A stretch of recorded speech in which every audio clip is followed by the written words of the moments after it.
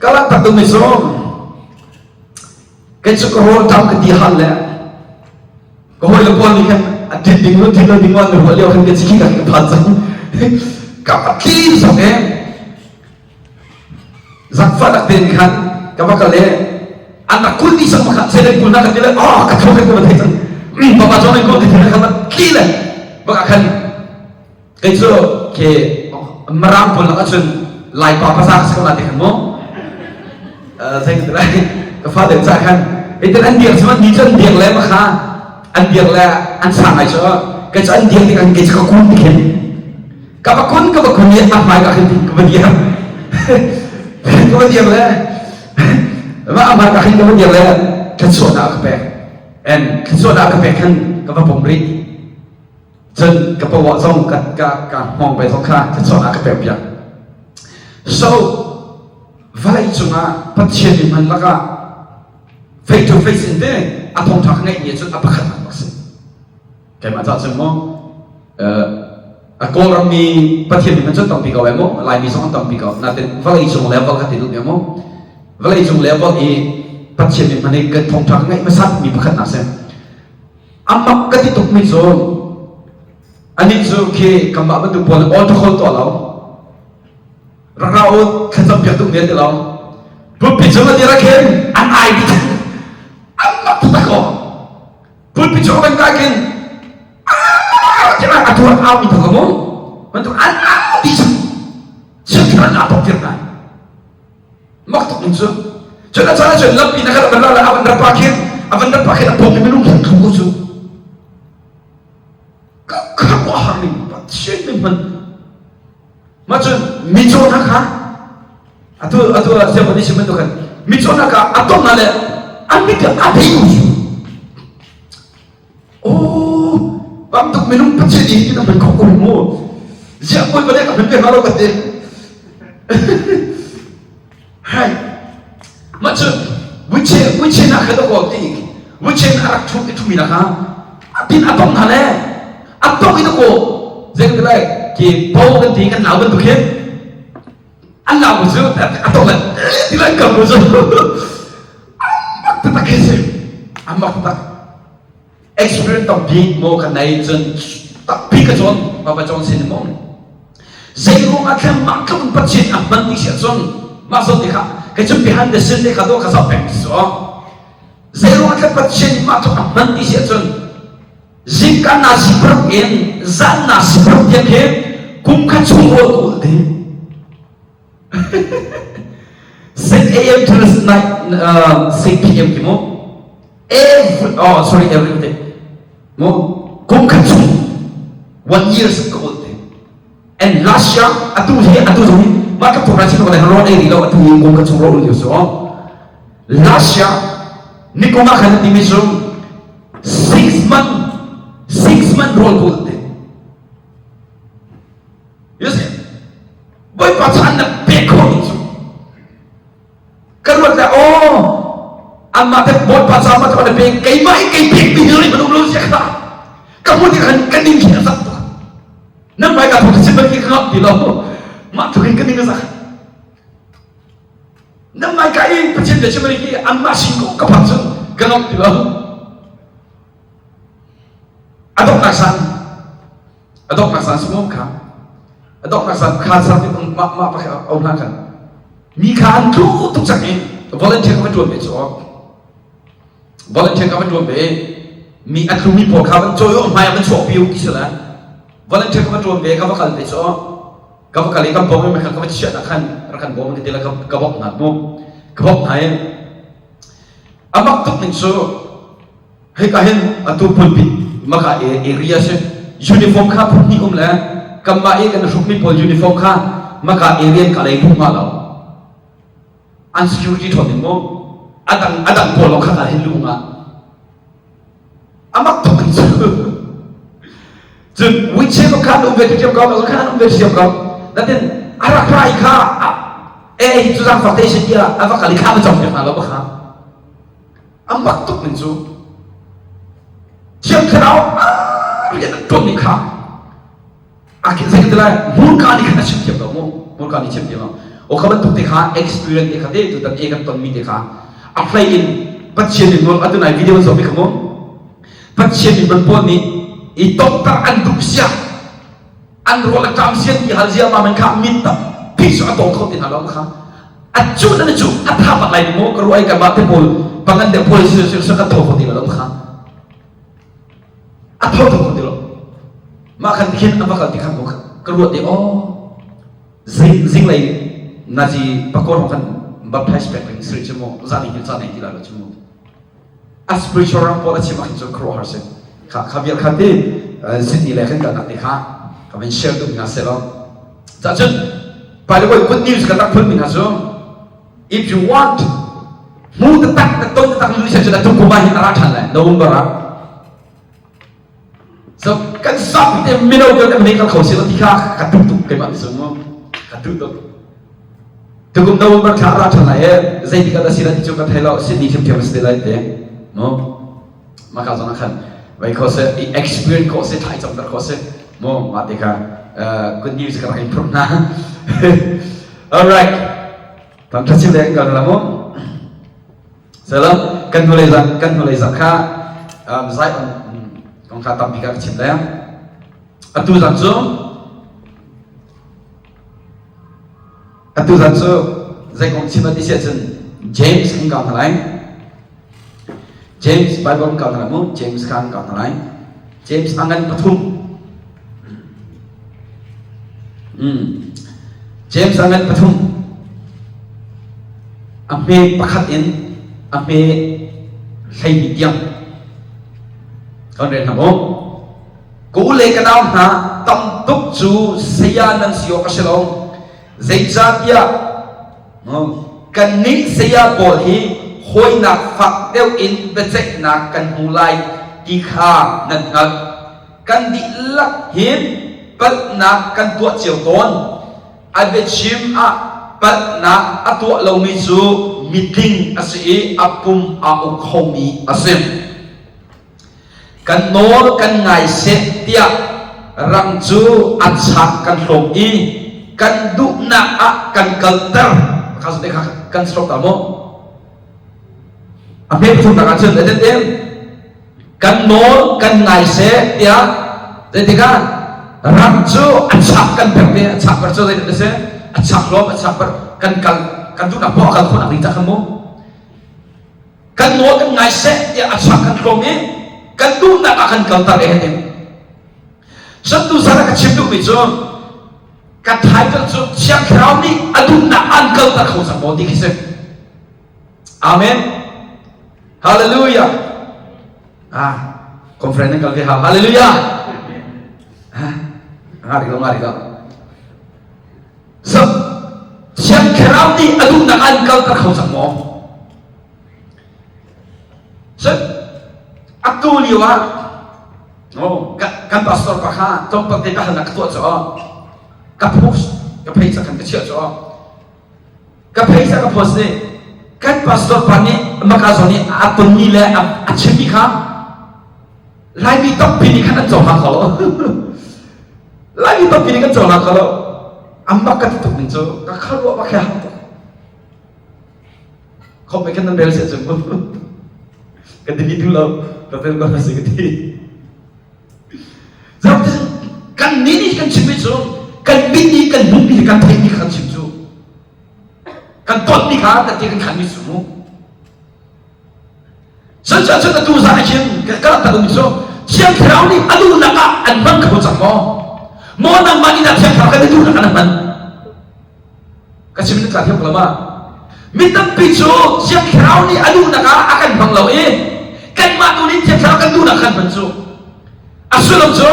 kan ma ni chiang khrau kha de se kan tu pa ben kan sia sa ba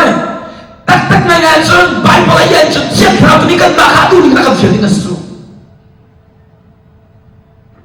siya kaya niya tu ni po na kan tu ni nasu kung matu ka siya masalong ni sumtu tam pini chun dahil kan matu ni siya kaya kan tu ni po kan tu ang alaw maka ang alaw chun sa chun ram he ata chun zay na say ram chu anan pi at hatong tu namin hiya fa ni kan sa kama achang ang pektika chun adung na po hivat ang moment ko chachun maklong atong bika hini atay ka chun atol ko dilaw chun doon ka tarmisyon to ni action nataksado na atong tumika siyang karaw sinyan kapsa chun natong ko dilalo naduna po na ko dilalo kinase hallelujah chachun siyang karaw sinyan kapim siyang karaw ni akan saya chun kan matuna tuas dawin ama tuna tunan tuas ang lain saya rumah ram cuan fendi saya chun angay dunia lu nak apa nak ucap saya sudah chun nanu nak aja cakap kapak seni tu saya lain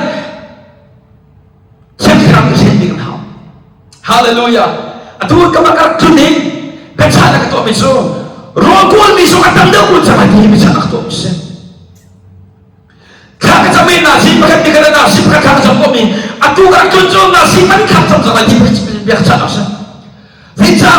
Andi soksan tak pinay ka tak pinay zero akan makan pati ni mereka ni boy mereka malu ni question tak biar kerota sudah si pakai kakak sampai tahu tu nasi makan kakak sama ni saling ketok kalau kami ketok tu rawat kacau kalau nasi pakai kakak sama sahau aku menikah dengan nasi pakai kakak sampai sahau tu aku tu nasi pakai kakak dengan jadi kesum nak next level akan hui jadi konflik kekandak ni kesum nak next level apa jadi kalau mereka cium cium tu saling saling siang kerap ni nanduin kat thong nak kasihan cun nangsu siang kerap dong ay tunai sungai minum tapi dah nak siang kerap dong ni lau gambar tu bukan untuk cun kata sesina atau tu jas jadi orang siang kerap ni jadi choice akan pakai duci akan pakai kan selama boy panen siang kerap ni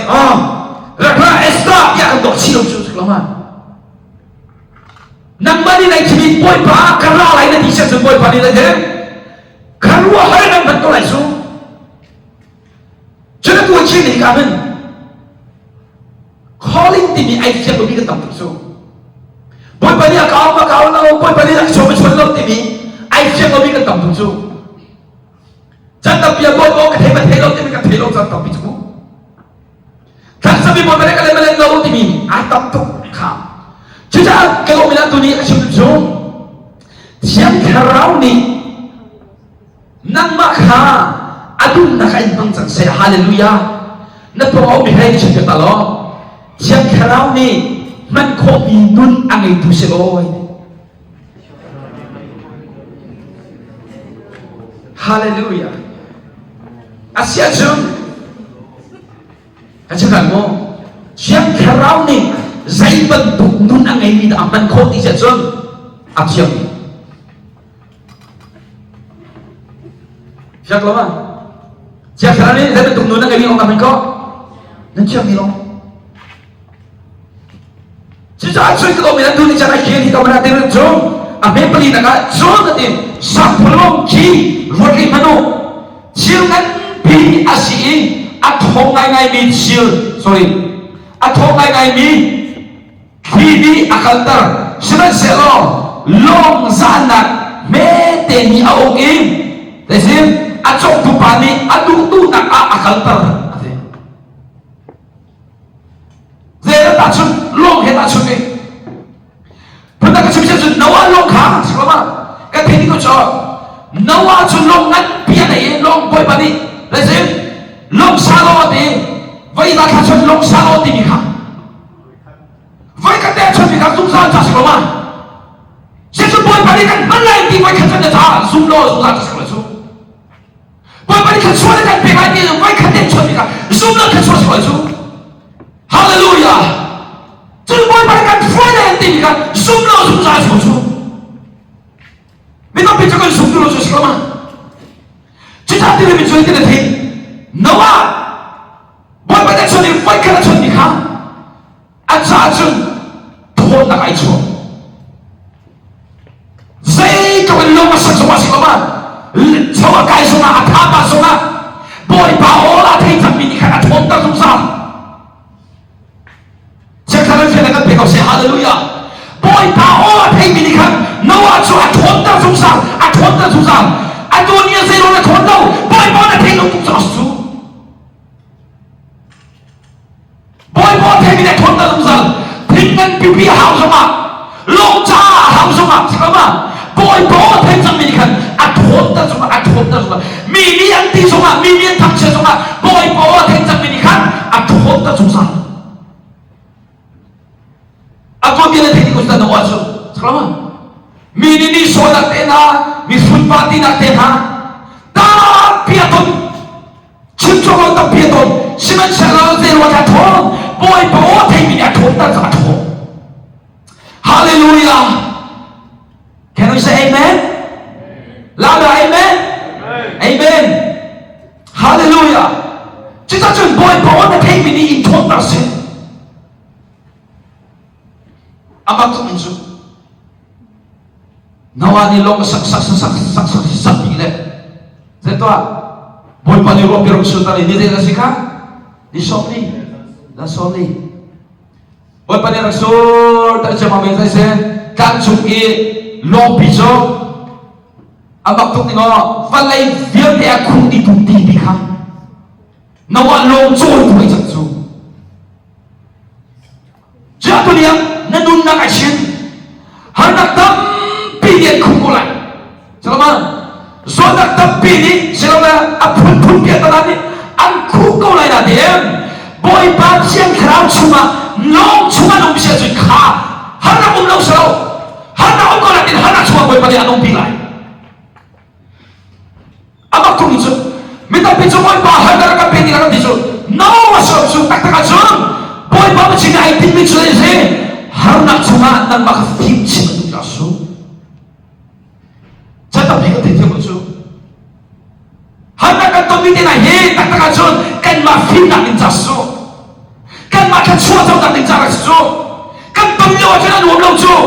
siman so ka chua ka man cha ti ka chu har na chu ka man chua ka chu lu na ka ko chu sa ma chata ka lo to mi ai shin na lu na ka shin har na ne khu ni cha ma boy ba siang khrau kha nang mani na ngai thancha boy ba na lu ni boy na ka hem re ka ma ro lu ta na ka du jer ko ta khajam ta na ka du ka khar ka cham ta te boy ba ni an so se di ko lai mita picho boy ba ni mana kan du tum na den boy ba cha khan sai se chan ti lo kan du na khan chilu khan tum ka ba ka ma akan kan nak bisu apa? Mau akan kan nak bisu mivial te umko nak se akan kan nak bisu mau John Bevere dia biar mau cilu kan tu betul ni akan kan nak bisu jadi mivial te tu living room ke tiba tu kemo ini siapa living room kese akan kan nak living room siapa maka chu mi via te kan dong ti khodi de zai po kan ni ti khodi kan lo ti khodi de sima sa kan ni na tu chu de maka I mi le kan ni living room ya ra mi de kha akan ni na cha thum ti lo de an sa pi de thum ti lo de zai ta na thum ti lo de chu maka so akan ni na chu de nu pi le va le kan la bi ai mo na sa ta khan secret place sa me de cha chu mi via di kan na mi khodi lo de khan ni na chu chu na khan thum na chu de nu pi le so ti lo na ma te lo in om na mo na chu si he de va le so ti lo na a ho ma no ti lo na ma te lo in om na mo na khan ka tu me de chu chu ma ka so na khan de ma ka so na khan thum na khan sai da mi no ni kan ro chan ti chu negative tam pi kan mo chan ta ko si he living room ka thuti li hole ka dong ti ni wa chu dai bia phu thoi na chme agoi ni na khan ni na chu nu la ma anai sam mi su na thela chu nei lo chu right anai sam chu nu na fa bia na ru na phu na sa ma ka so na khan an tu ni na chu anu bia chu ngom lo mi ava chu ngom lo mi kha ama lo den a thum na khan chu na ru de zero na thum na chu na ru e Jantam pichu maka apa thum na khan secret place asal aho man ni achieve of long na khan boy pa chiang kharami boy tu he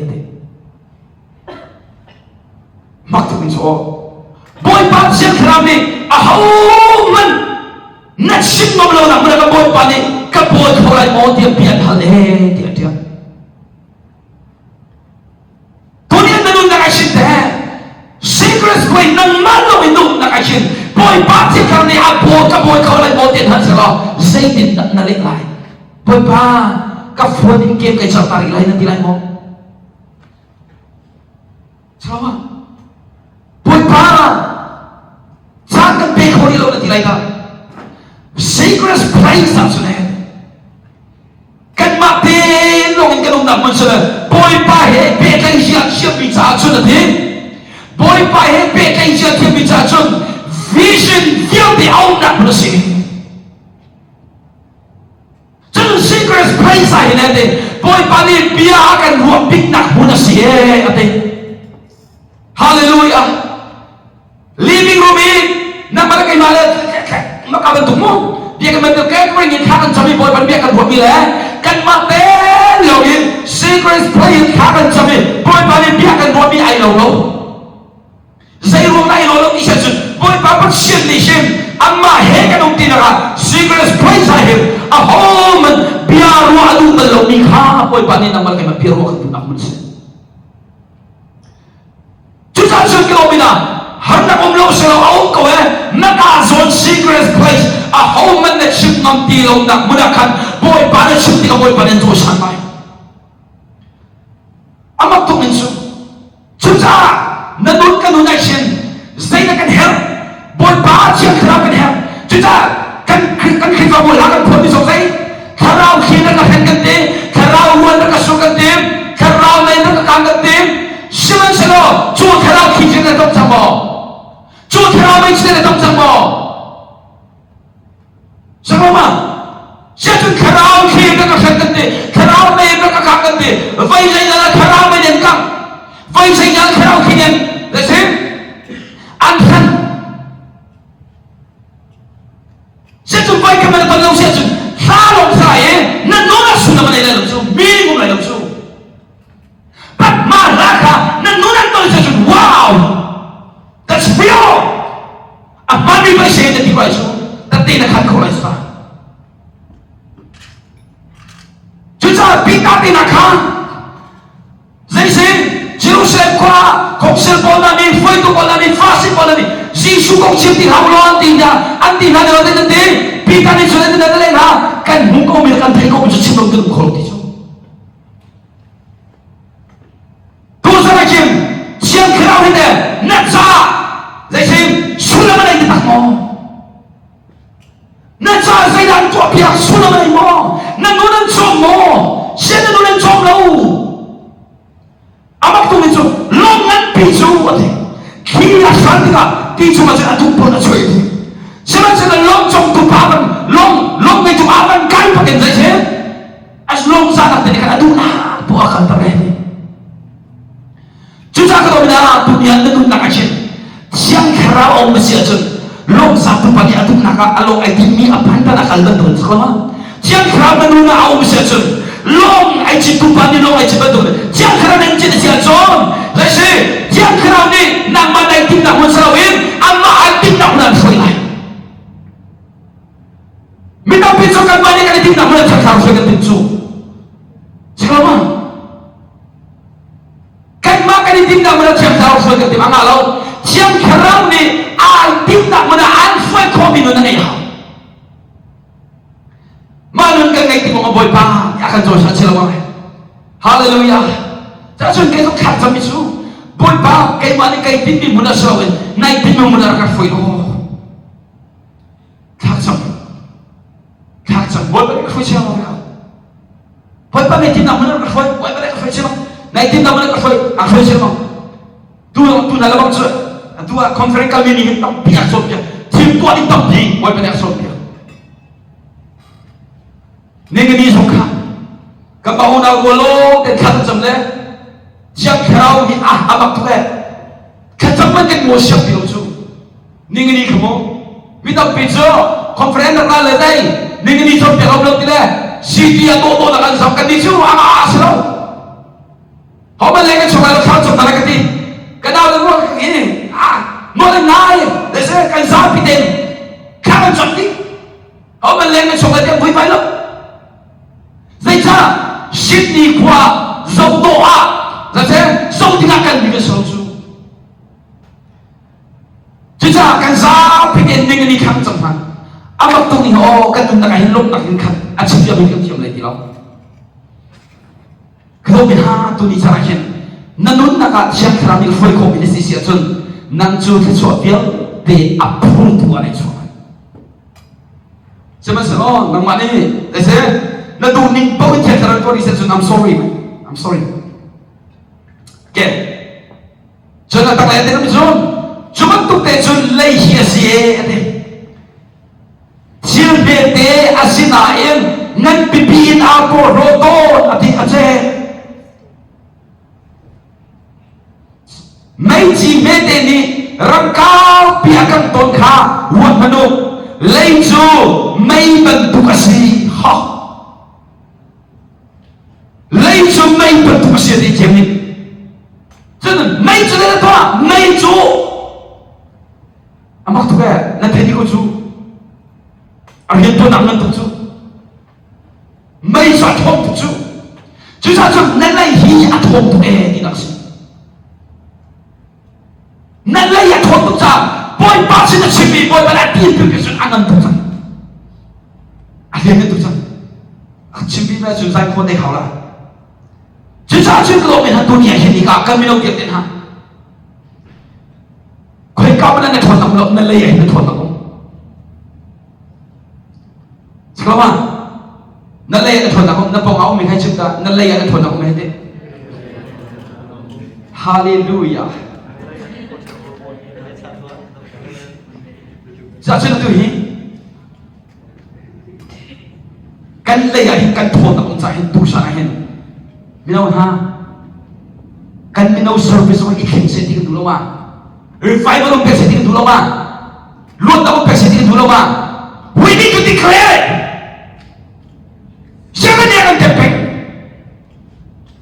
Siapa? Kan phơi dia hấp thụ, họ bây giờ phơi lại, nang mani nó phơi lại. Amen. Họ mà đi ra là cả, cái là phơi được đâu. Kan turut suruh tak phát hiện, kan ni so, không sai yêu đâu à. I don't make us feel like that's very important. Crusade hallelujah ti tilong dua hallelujah ti tilong por kasi like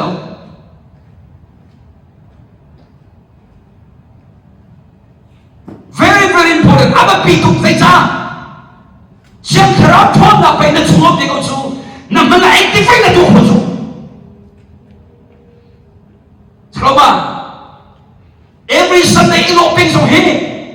cái có chuyện sinh của chú chúng ta chun em mua phiên bị hin anh chúng đi lấy thuốc tiền đã khiến khó làm gì dễ không ạ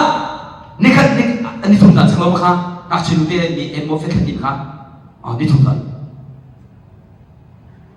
ni thùng sản cùng giả sử thế cùng hay rong rong sang cái thế cùng hay khát cùng hay khát chú mặc chỉ được tiền đi của mà con friend bị em mua phiên bị ăn đi chú anh mặc tốt đi chú anh mà đủ thông minh được con chiếc khảo revival thôi tập biệt không chú sao các anh ta đâu bị sao đây nằm ở cây makan nụ này khi anh kiếm anh tu không bị ăn tầm chú giả chun pakai iman chance di dalam dakwah itu ikhlas tak aktif halo ini thok chắc lo ini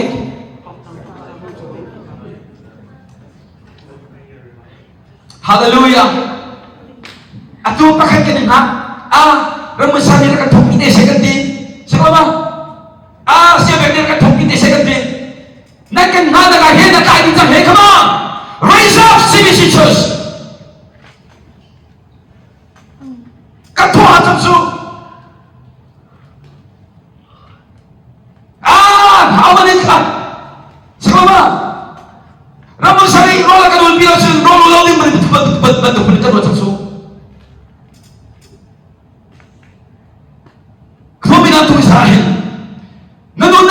ba ba pi tu mi sai tho a ham sam kan le hin dai sim tho na power me tu sa na ai po mi đâu khiêu tên ha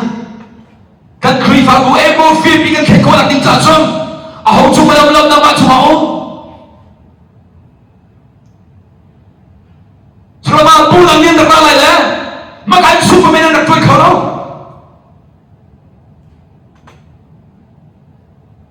Bulan ni nak lalai le, tay kan mai kan le tupi, ai mau film yang kan kena pelai tau.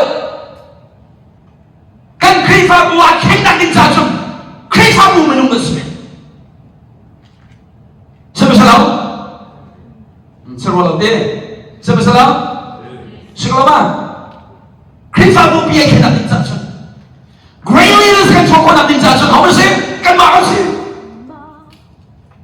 Susah kalau minha, atau dia sih. Sih kalau misu nalai yakin,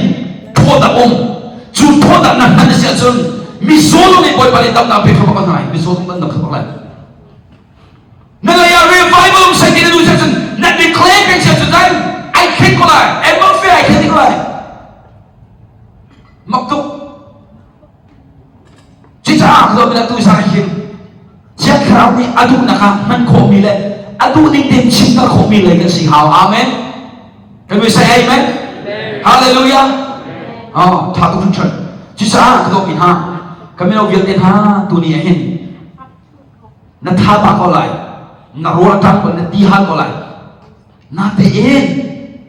siapa kerana yang hoi komi pin halo. Nak thapa tu liau kan orang sul menurut sang fat demo. Cacam form liau cacam jo, cacam nun ngai selau, cacam timiso, kesulo sang fat dem, cacam timiso, form liau pik liau jana kena hem. Sama selau, form liau lo kan cacam sedai. Form liau lo kan cacam nun ngai selau jo. Kacam nun ngai timiso, na form liau pik liau jana kah cacam kau kacam nun ngai jose. Kacam feel pik dia lagi, kacam nun ngai selau jo. Kan orang kesulo atau mak pika. Kacam macam timini, adat nak kacau lau, mama lau, mantuk selama. Kacam mini leh, adat nak kacau, adat timini jauh leh, adat mini jauh. Nanti apa dia? Dia nanti lo cakap hebat dia loh. Kan orang kesulo, ngai tiap adat timini, kacauan jauh lau, ni yang ngai cakap tu ni, kacauan jauh. Amen. Hallelujah. Jisu kan mani kan hem. Jangan sampai di kata sampai pek jan. Asal masalah. Jangan sampai kalau simi dah pun dia ia pek jan asal masalah. Asal tilo. Kum hai ni man pek kita su. Sekalama jangan sampai dia ia pek jan asal. Jangan sampai. Hallelujah. Jangan sampai sudah kita pek kolai. Kita bukan dunia. Jika kita kena foi